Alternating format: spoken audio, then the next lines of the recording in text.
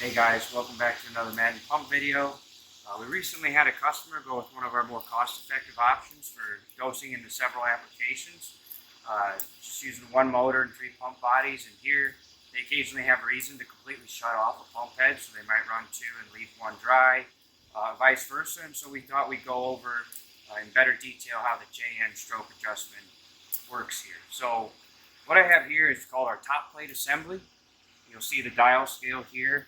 One thing to note, our pumps are linear, so this gives you a pretty good idea of how you turn down, but always calibrate your pump so you know exactly what this is giving you.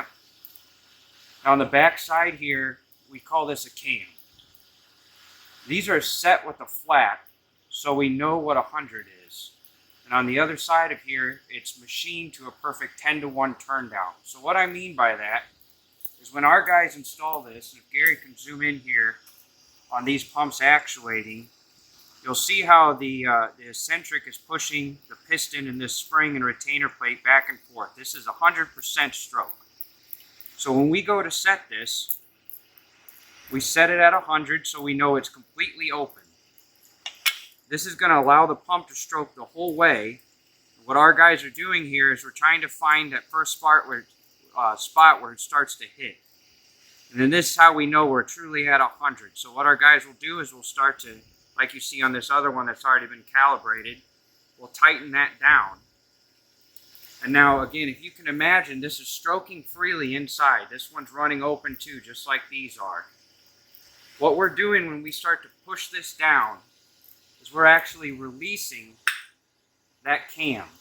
So when the spring holds it up, it's locked. When you push it down, it frees it open. So I'll go ahead and show you here. Right now it's 100% free, so you get 100% stroke. What we call this is a loss of motion principle. So as I push this down and release it and start to turn, you'll kind of notice how my hand catches every once in a while as I turn down.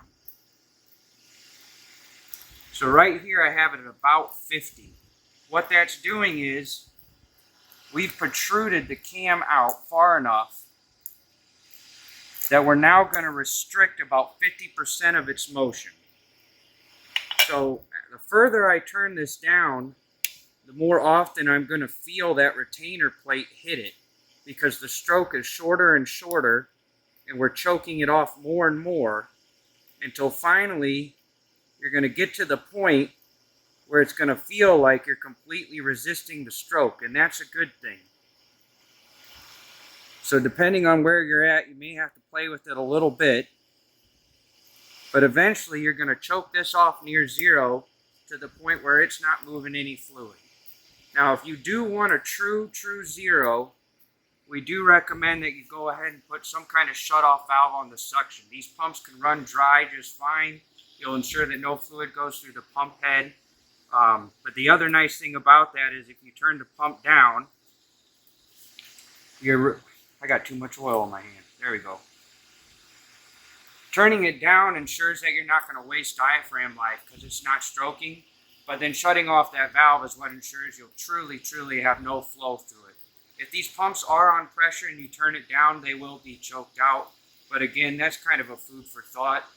Ball valve on the suction end will get you a true zero. So that, in a nutshell, that's how these JN pumps work. These are, again, great application for dosing into multiple areas. Hopefully this helps, and by all means, if you have other questions, just reach out to the factory.